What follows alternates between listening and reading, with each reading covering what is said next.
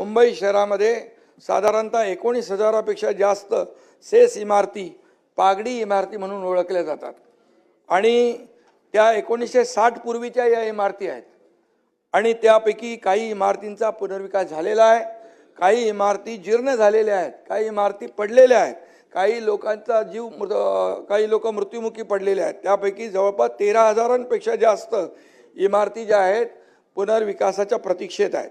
या इमारतीतल्या भाडेकरूंना Maharashtra rent control act नुसार संरक्षण प्राप्त आहे, कारण त्या जुन्या आहेत।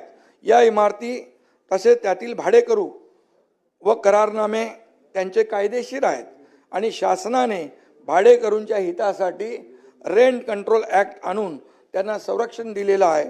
त्यांच्या पुनर्वसनाच्या हक्कामुळे घर मालकांना त्यांच्या मालकी हक्काचा योग्य मोबदला मिळत नाही अशी घर मालकांची तक्रार देखील असते। तसेच भाडेकरू व घर मालकांमध्ये अनेक खटले लघु न्यायालयामध्ये कोर्टामध्ये प्रलंबित आहेत। त्यामुळे पागडी इमारतीच्या पुनर्विकासाला अल्प प्रतिसाद मिळतो आहे आणि त्यामुळे पागडी इमारतींचा सुयोग्य व न्याय्य पुनर्विकास गरजेचा आहे। त्यासाठी भाडेकरू तसेच घर मालकांचा हक्क दोघांचाही अबाधित करणं सुद्धा गरजेचं आहे आणि त्यामुळे आर्थिक दुर्बल घटकांसाठी व अत्यल्प उत्पन्न गटासाठी EWS आणि LIG फक्त FSI देऊन चालणार नाही, त्यांच्या घरांची विनाशुल्क पुनर्बांधणीच्या खर्चाची तजवीज करणे सुद्धा गरजेचं आहे आणि त्यामुळे एक स्वतंत्र नियमावली तयार करण्यात येते आहे, ज्यात खालील तरतुदींचा समावेश करण्यात येणार आहे।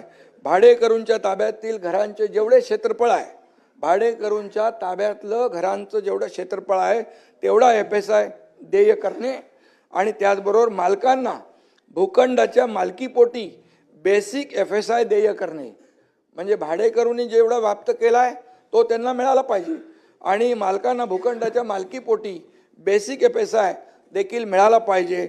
म्हणून EWS आणि LIG गटातील पागडी धारकांना त्यांच्या क्षेत्राच्या निःशुल्क पुनर्बांधणीसाठी लागणारा इन्सेंटिव्ह FSI दिला जाईल, हा देखील निर्णय आपण सरकारने घेतला आहे।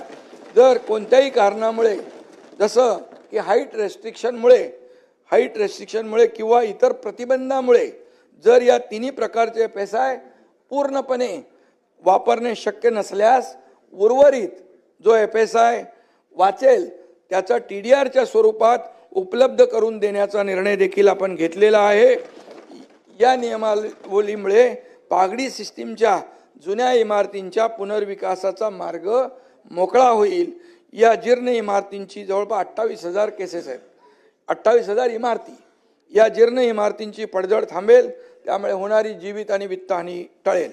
या इमारतींच्या पुनर्विकासासाठी सध्या अस्तित्वात असलेले अन्य पर्याय जसे 33/7, 33/9 तसाच सुरू राहणार, तो अबाधित राहणार आणि आजवर ज्या इमारतींना या स्कीमचा फायदा झालेला नाही त्यांच्यासाठी हा एक नवीन पर्याय ठरेल आणि या व्यतिरिक्त इमारतीमधील भाडेकरू व इमारत मालकांमधील सुमारे 28,000 खटले प्रलंबित आहेत। या न्याय प्रक्रियेत देखील अनेक कुटुंब दशकांपासून अडकलेली आहेत आणि म्हणून माझी मुख्यमंत्र्यांच्या बरोबर चर्चा झालेली आहे। पुनर्विकासाला गती देण्यासाठी त्यांच्याकडे आपलं लॉ अँड ज्युडिशरी पुनर्विकासाला गती देण्यासाठी वादही मिटवले पाहिजेत, कारण हे खटले निकाली काढण्यासाठी उच्च न्यायालयाच्या पूर्व परवानगीने पुरेशी अतिरिक्त फास्ट ट्रॅक कोर्ट देखील आपल्याला आवश्यक आहेत। त्याची देखील तजवीज आपण करणार आहोत की पुढच्या 3 वर्षात सर्व खटले निकाली निघतील अशी या ठिकाणी आपण तजवीज करतोय।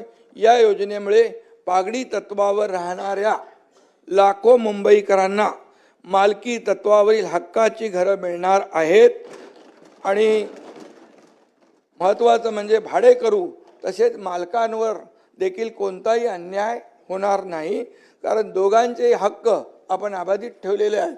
नाहीतर मग जर एकाच बाजूने आपण भाडेकरूंसाठी निर्णय घेतला असता तर कोणी कोर्टात गेलं असतं आणि म्हणून दोघांना आपण समसमान अधिकार दिलेले आहेत, कोणाचे हक्क आपण हे केलं नाही, अबाधित ठेवलेला आहे आणि म्हणून भाडेकरू आणि मालकावर देखील कोणताही अन्याय होणार नाही। यामुळे या निर्णयामुळे पुढील काही वर्षांमध्ये मुंबई पागडी मुक्त होईल असा मला ठाम विश्वास आहे आणि त्यांना हक्काचं घर त्यांना मिळेल. या प्रक्रियेत आणखी काही अडचणी उद्भवल्यास त्या दूर करण्यासाठी देखील सरकार जे काही प्रयत्न आहेत ते करतील. आणि म्हणून महायुती सरकार हे सर्वसामान्यांचं सरकार असल्याचं आम्ही गेले 3-3.5 वर्ष म्हणतोय आणि ते सातत्याने आम्ही सिद्ध केलेलं आहे. मुंबईचा विकास करून मुंबईतले रस्ते असतील, इतरही सोयीसुविधा असतील त्या आपण पाहिलेल्या आहेत. आणि म्हणून जेव्हा प्रत्यक्ष कृती करून सर्वसामान्यांच्या हिताचे निर्णय आम्ही घेतोय आणि म्हणूनच मुंबई एवढंच सांगतो जाता जाता, मुंबई आपली आन बान शान, मुंबई आपल्या सर्वांचाच अभिमान.